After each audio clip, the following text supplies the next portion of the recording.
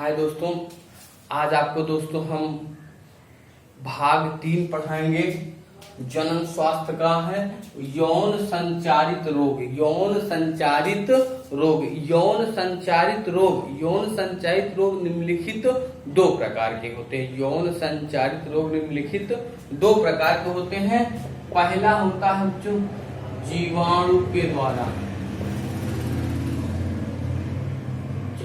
के द्वारा, इसे STI के अंतर्गत आता है।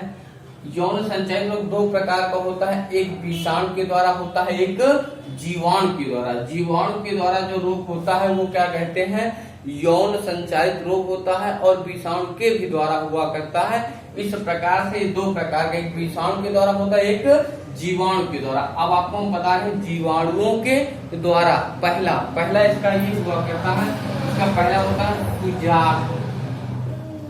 इसका पहला रोग होता है जिसका नाम क्या है, सुजाक। सुजाक के कारक। अब इसके कारक क्या होते हैं, इसके कारक सुजाक के कारक जो हुआ करते हैं उसे कहा जाता है नाइसेरिया।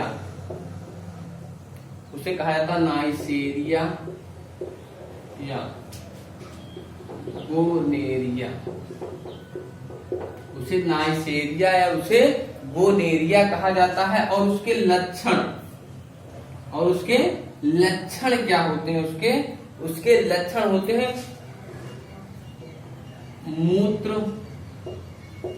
मार्ग में जलन।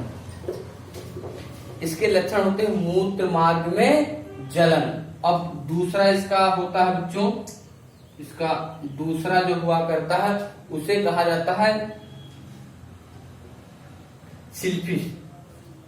इसे क्या कहते हैं, उसे सिल्फिश। इसके कारक क्या होते हैं, तो देखो दोस्तों, इसके कारक होते हैं स्टिमा। इसके कारक जो हुआ करते हैं टेट्टेनिमा, या इसे पेलिडर्म कहा जाता है। और इसके लक्षण क्या होते हैं बच्चों, इसके लक्षण यह होते हैं जैसे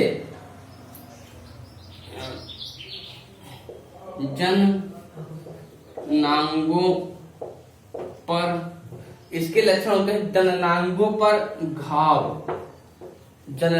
पर घाव, और होते हैं छाले पड़ना। इसके लक्षण हुआ करते हैं इस प्रकार से। ठीक बच्चों, ये लिख लो, इसकी फोटो खींच लो, तो आपको आगे हम बताएंगे। दूसरा देखो दोस्तों, मैंने आपको जीवाणु के द्वारा बता दिया। अब दोस्तों विषाणुओं के द्वारा जो रोग उत्पन्न होते हैं वो देखो। विषाणु के द्वारा पहला रोग है दोस्तों इसका एड्स।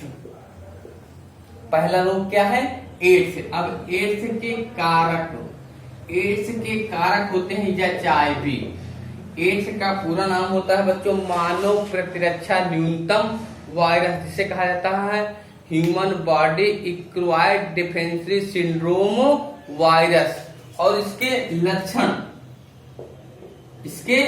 लक्षण होते हैं दोस्तों, इसके लक्षण जो हुआ करते हैं, ये प्रतिरक्षा की कमी कर देते हैं। ये क्या करते हैं, ये प्रतिरक्षा की कमी कर देते हैं, या प्रतिरक्षा की कमी कर देते हैं। और एड्स की जांच किससे होती है, एड्स की जांच एलिसा से होती है। और इसका टेस्ट वेस्टर्न वार्ड टेस्ट कहलाता है। बात आई दोस्तों समझ में। अब दोस्तों इसे नोट कर लो, तो फिर आगे आपको हम दूसरा बताएंगे इसके दूसरे। ठीक बच्चों, इसे नोट कर लो, फिर आपको दूसरा बताएंगे। देखो दोस्तों, मैंने आपको एड्स बता दिया। अब इसका जो दूसरा आता है वो कहता है हेपेटाइटिस। इसका जो दूसरा हुआ करता है उसे कहा जाता है हेपेटाइटिस। अब जो हेपेटाइटिस जो होता है, इसके